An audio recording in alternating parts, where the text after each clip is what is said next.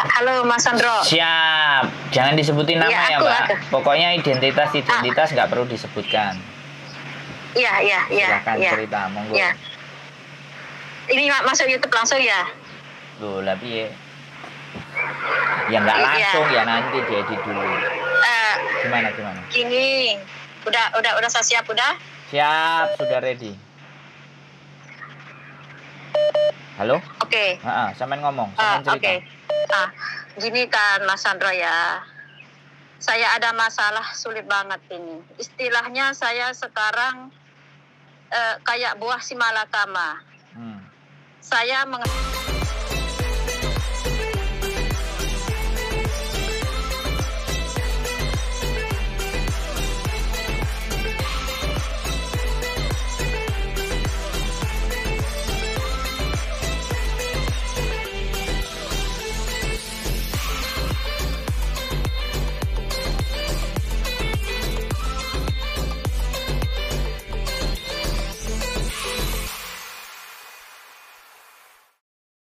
menghadapi dua bank. Pertama HS dan Publik.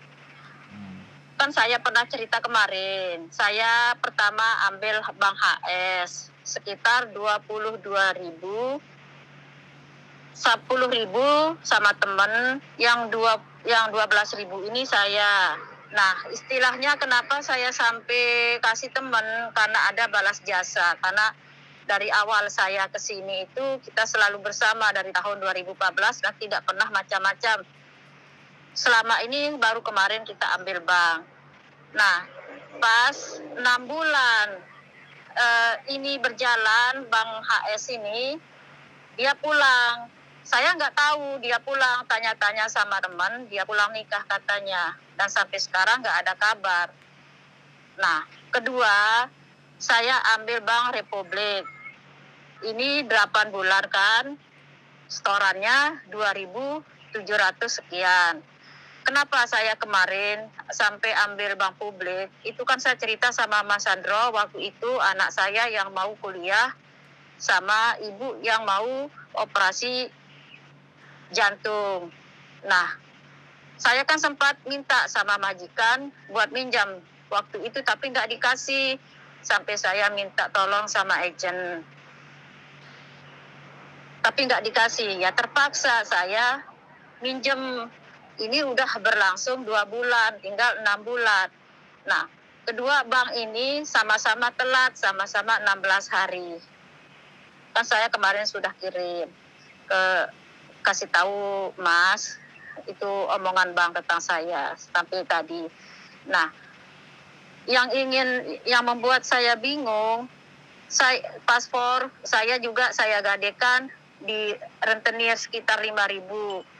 Kenapa saya sampai gade paspor? 3 bulan setelah ibu operasi, dia meninggal. Dan yang membuat saya gadekan paspor itu, Mas, waktu ibu meninggal, anak saya tertabrak mobil, 2 orang itu yang kuliah di farmasi sama yang paling kecil. Terpaksa aku gadekan paspor. Aku di sini sampai kayak orang gila. Waktu melihat anakku di rumah sakit bersimbah darah. Akhirnya karena gak ada, yang si kecil karena gak ada GPS, aku terpaksa gadekan paspor karena aku gak punya uang, belum gajian. Dan anakku sedikit retak, yang paling besar itu, makanya aku kirimkan mereka biaya. Jadi aku sampai sedih, bingung kayak gini karena ancaman bank itu. Aku takut. Karena kan sekarang aku finish bulan 3 ini, Mas. Kalau aku sampai di intermediate aku nggak tahu, Mas. Yang jelas aku mungkin kayaknya kalau bisa aku nggak sampai turun. Seandainya aku cari majikan lagi, aku nggak tahu. Demi anakku yang masih kuliah tinggal 1,5 tahun yang di farmasi itu, dia membutuhkan uang banyak, Mas. Dia yang harus aku perjuangkan. Aku tulang punggung dari 3 anak. 1 kuliah di farmasi, Satu SMA dan satu masih SD. Dan sekarang kejadiannya kayak begini. Aku nggak tahu harus ngomong apa. Aku sempat bingung. Nah, pihak bank sudah aku kasih tahu SMS sampai aku konfirmasi pihak bank setiap hari. Tapi yang namanya kayak begini, yang bank cuma tahu saya yang hutang yang satu itu. Aku kan pernah cerita sama Mas dulu, setiap permasalahan aku selalu curhat. Aku benar-benar bingung, Mas. Sama agent pun masalah liburanku yang disabotase sama majikanku pun juga kayaknya dia selalu menyuruh aku ngalah. Sampai aku keresotkan. Mas itu masalah imbokan aku sama agent, dia nggak menjawab sampai sekarang. Makanya aku benar-benar pasrah, Mas. Apapun yang terjadi di sini. Itu aja, Mas. Aku. Terus, sampean butuh aku ngomong nggak kira-kira? Iya, aku memang butuh solusi, Mas. Gimana caranya biar aku bisa menghadapi, kalau aku nggak tebus paspor aku bulan ini untuk aku cari majikan, aku harus bayar denda tiap bulan 1.300. Sementara aku menghadapi 2 bank. Ini yang membuat aku bingung. Oke. Jadi, Ya. Ini kan sudah terjadi, Mbak. Ya. Sesuatu yang sudah terjadi itu tidak bisa kita kembalikan. Yang harus kita pikirkan adalah masa depan. Nah, sekarang kan gaji sampean tetap 1 bulan. Dan sampean punya tanggungan 2 hal. Jadi, ketika sampean sudah datengin pihak bank dan ngasih tahu bahwa ibaratnya telat 1 bulan atau telat berapa lah, intinya sampean masih sanggup untuk melunasinya selama masih bekerja di sini. Jadi sampean memang harus berbicara sama banknya. Jadi nggak ada masalah, aku yang telat 1 bulan itu nanti saya bayar dendanya. Nah, kalau yang bulan depan usahakan ya sampean harus bayar. Nggak apa-apa yang nunggak itu memang mau dikata apa, satu dikorbanin. Tapi yang bulan depannya sampean harus disiplin mau membayarnya. Dan sampean harus ngomong baik-baik sama pihak bank.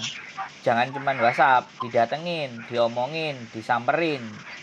Dua-duanya dihubungin, didatengin. Kalau sampean sudah melakukan itu, sampean sudah ngomong, tapi sesuatu itu tidak bisa diterima dengan mereka, artinya ya nggak perlu sampean sesali. Sampean sudah usaha, sampean sudah melakukan cara negosiasi kepada mereka, tapi negosiasi ditolak. Kalau memang ternyata itu sampai kedengeran di majikan dan semuanya, ya nggak ada masalah. Kalau memang sampean di-interminate karena kasus hutang bank, itu no problemo. Ya sampean harus pulang.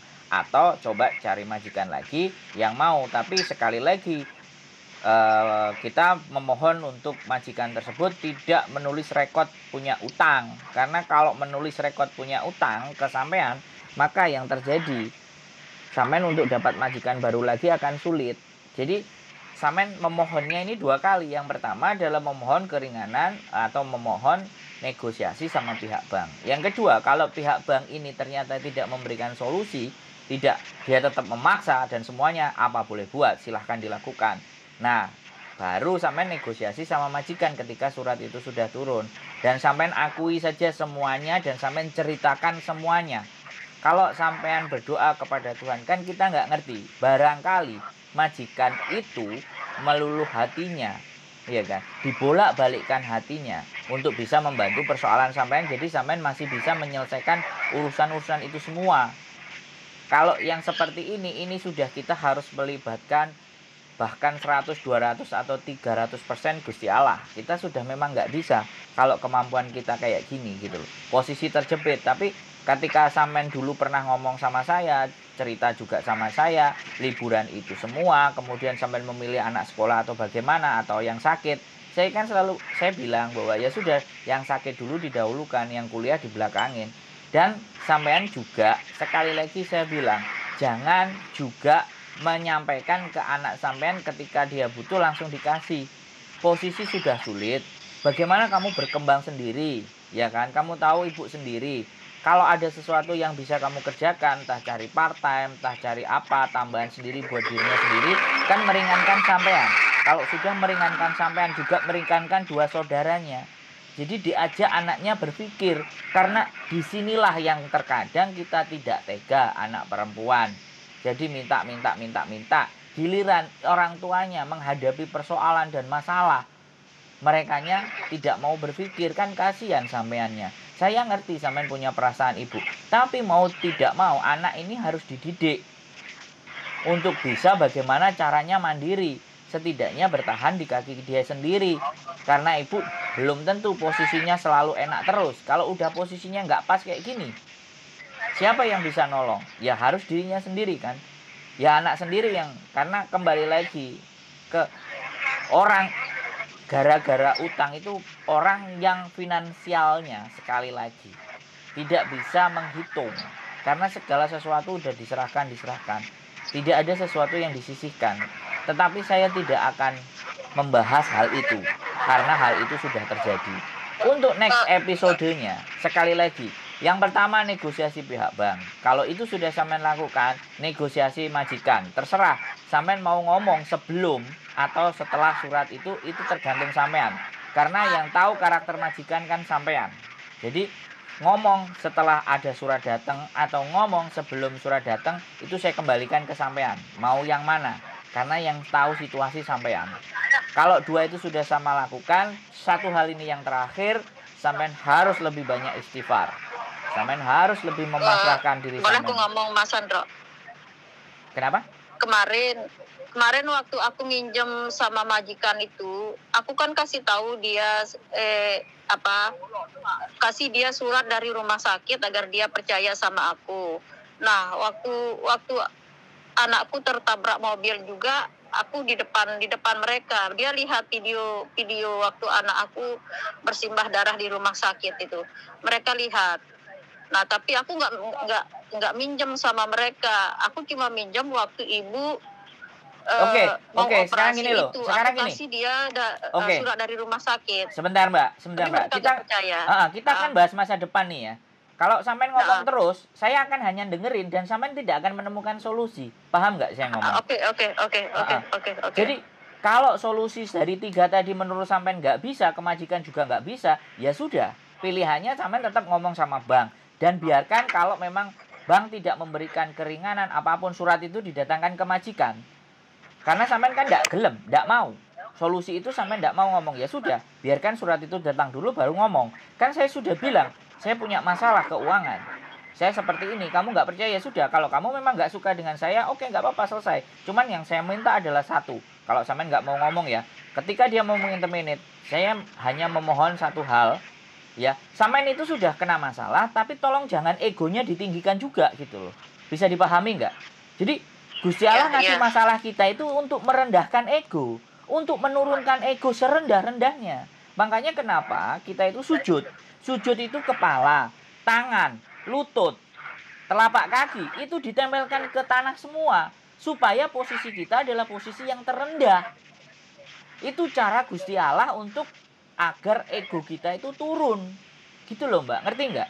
Karena sekali lagi ya, seseorang yang sombong dan seseorang yang tinggi hati, seseorang yang jumawa pasti akan dibalas sama Gusti Allah. Buktinya adalah Fir'aun. Gitu loh. Fir'aun orang yang sangat jumawa, ya habis lebur. Itu yang Fir'aun, kita nggak perlu bicara Fir'aun. Jadi koreksi lagi ke diri kita sendiri. Apakah selama ini ego kita kuat gitu? Apakah selama ini kita mau yang menang? Apakah selama ini kita itu selalu harus posisi yang serba menang semuanya, nggak mau mengalah? Itu juga gini loh, kejadian bertumpuk-tumpuk ini, Mbak, saya kasih tahu, bukan penyebabnya orang lain, tapi yang menyebabkan adalah diri kita sendiri, hati kita sendiri, pikiran kita sendiri gitu loh. Sampean harus lebih banyak bermuhasabah, introspeksi kepada diri sampean. Kenapa saya harus diberikan ini semuanya? Kalau saya percaya itu, Mbak, masalah itu tidak datang dari orang lain. Masalah itu tidak datang dari dunia lain. Tapi masalah itu datang karena kita tidak mampu mengenali diri kita sendiri. Nah, sekarang gitu aja. Kalau sampean memang nggak mau atas apa yang saya sarankan, no problemo, tidak ada masalah. Jadi silahkan sampean berpikir. Sekali lagi, Mbak, saya ngomong kenceng. Bukan karena marah. Tapi sekali lagi, ketika seseorang itu masih keras dalam posisi bermasalah, Ini bahaya. Gitu. Yang bahaya buat saya, bukan saya, yang bahaya diri sampean sendiri. Lepas kendali, lepas kontrol, bahaya. Jadi makanya sekali lagi, yang harus sampean lakukan itu. Dan sampaikan ini juga ke anak-anak sampean. Ini saatnya kita harus belajar. Ya kan? Jadi kayak gitu. Saya dulu kan ngomong sama sampean, kalau ada ibunya sakit dan anaknya kuliah, semua sama-sama bayar, ya mana yang diutamain? Ya sudah, ibunya aja dulu. Anaknya bagaimana caranya? Kalau minta nunggak, atau minta surat keringanan, atau apapun. Namanya sama manusia itu masih bisa dinego. Iya kan? Dan negosiasi paling terbaik, negosiasi dengan Gusti Allah. Bagaimana negosiasi dengan Gusti Allah? Ya sampean nggak perlu saya ajarin. Bernegosiasilah, berintim-intimlah dengan Sang Maha Pencipta. Karena sampean diberikan beban ini tujuannya hanya satu, supaya sampean kembali ke sana. Bukan berarti yang kemarin nggak kembali. Mungkin porsinya Allah minta lebih banyak sampean ke dia. Bisa dipahami nggak, Mbak? Ya. Jadi tolong, jadi sekali lagi, karena sampean sudah beberapa kali curhat dengan saya. Saya memahami itu. Jadi seperti itu ceritanya. Ada sesuatu yang harus kita rendahkan. Ego kita harus kita turunkan. Demi siapa sih? Demi anak-anak, demi sampean, demi masa depan yang lebih baik. Jangan kita paksakan sesuatu yang memang kita tidak mampu, Mbak.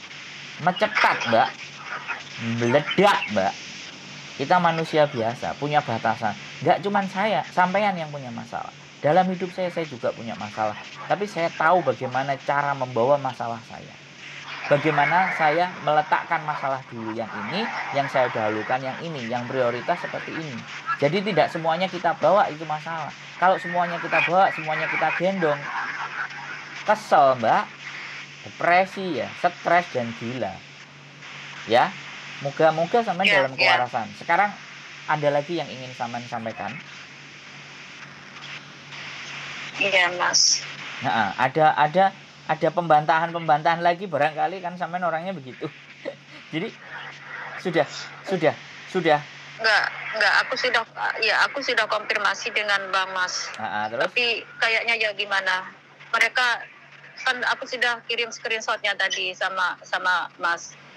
Screenshot dari pembicaraan saya sama Bang juga. Tapi kayaknya aku bilang kalau saya memang mau lari, saya tidak akan konfirmasi pihak Bang tiap hari. Tapi kalaupun saya sudah konfirmasi kayak begini, saya bukan orang bebas. Saya mengandalkan gaji dan kerja buat membayar Bang. Oke, sebentar tak potong. Sebentar tak potong. Itu kan baru WA sama telepon. Kalau bisa didatengin, Mbak. Namanya negosiasi itu didatengin. Itu sebagai bentuk pertanggungjawaban. Ya. Kalau bisa, entah bagaimana caranya sampean silahkan pikirkan. Ya, karena sampean lebih memilih tidak ingin berbicara dengan majikan. Berarti negosiasi ke sana. Majikan nggak ada masalah. Kalau memang tetap dia memaksakan menjatuhkan surat itu, sampean terima. Dan silahkan boleh datang main ke kantornya Miss Yuni atau main ke kantor saya. Kita coba usahakan yang terbaik. Udah, kita nggak perlu panik, khawatir. Saya percaya bahwa Tuhan, Gusti Allah, itu tidak memberikan sebuah masalah melebihi batasan manusianya. Sampean harus ingat itu. Itu sudah ditulis. Ketika sampean dikasih masalah, itu sebenarnya sampean masih bisa mampu dan masih bisa mengendalikan dan masih bisa mengatasi masalah tersebut. Tinggal lebih tenang, lebih dekatkan bagaimana caranya. Kalau memang beribadah secara normal tidak bisa, ya menyebut atau istighfar, lebih banyak istighfar. Itu Allah Maha tahu. Nah, sekarang ada lagi yang ingin sampean sampaikan. Karena kalau saya hanya cuma itu aja. Saya sekarang paham. Seandainya pun saya dikeluarkan dari itu, saya akan minta baik-baik sama majikan. Iya. Buat itu udah dikasih surat bagus ke imigrasi. Ya, pokoknya boleh ditulis surat bagus dan tolong jangan ditulis tentang saya hutang. Jadi gini Mas, yang jadi pertanyaan saya kan kemarin saya kasih Mas juga lihat dari Republik itu kan katanya kalau saya nggak bayar bulan ini kan ini baru telat 16 hari ya, telat 16 hari. Kalau saya sampai nggak bayar bulan ini mau kirim ke konsulat katanya sama saya ke imigrasi. Saya akan minta waktu, saya bayar, saya akan minta sama majikan buat buat majukan gaji saya. Saya kan bilang gitu. Tapi mereka nggak mau tahu. Oke. Ya, sekali lagi saya potong. Dia mau melaporkan ke polisi, dia mau melakukan ke KJRI, dia melakukan kemanapun, silahkan, itu hak kalian. Karena memang saya sudah melanggar apa yang terjadi kesepakatan. Justru kalau dilaporkan ke KJRI, enak. Sampai tinggal ngomong, minta waktu. Karena KJRI kan orang kita sendiri. Ya Pak, saya kesangkut ini, saya nggak lari, saya gini-gini. Dia pasti tahu dengan hati dan perasaannya. Ya, jadi sekalian jangan takut dengan ancaman apapun di muka bumi ini. Ini yang ingin saya tanamkan ke teman-teman. Jangan pernah takut. Kalau kita memang salah, kita akui salah dan kita bertanggung jawab atas kesalahan kita. Tapi kalau mereka masih nggak mau terima, nggak ada masalah. Silakan mau dibawa ke perkara hukum kemana aja silahkan. Yang penting sampean datang ke sana, dikasih report, ngomong sama dia, sampean ada rekamannya, artinya sampean sudah meminta keringanan, sampean sudah mau bertanggung jawab, hanya butuh waktu tambahan. Tapi mereka tidak menggubris. Sekali lagi itu direkam. Prosesi itu sebagai bentuk bahwa pertanggungjawaban sampean. Ya, sekali lagi, selama sampean berhubungan dengan manusia, jangan pernah takut terhadap ancaman apapun. Justru yang harus kita takutkan adalah di saat kita kehilangan arah dan menyalahkan Tuhan. Itu tidak boleh. Ya, jangan sampai menyakiti diri sendiri, perbanyak istighfar. Mohon maaf, ketika sampean ngomong langsung saya potong. Karena sekali lagi, sekarang sudah tidak waktunya kita lagi negosiasi tawar-menawar.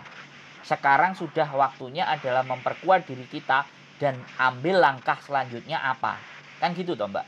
Karena ini sudah di titik ini. Sampai salah satu tadi anak cerita ke saya juga, orang tuanya meninggal, anaknya sampai tangannya dicelupin Baiklin, malah disakiti diri sendiri. Ya saya jelas marah. Itu perbuatan yang bodoh. Ya kan? Orang yang sehat aja, orang yang sakit ingin sehat, kenapa yang sehat ingin tersakiti? Yo saya marah. Saya ngomong langsung jelas. Anak yang seperti itu saya harus berbicara agak meninggi sedikit agar mereka terbuka dan tersadar. Sama-samain juga, bukan berarti saya marah, tapi saya harus meninggikan karena sampean sudah di situasi yang terjepit.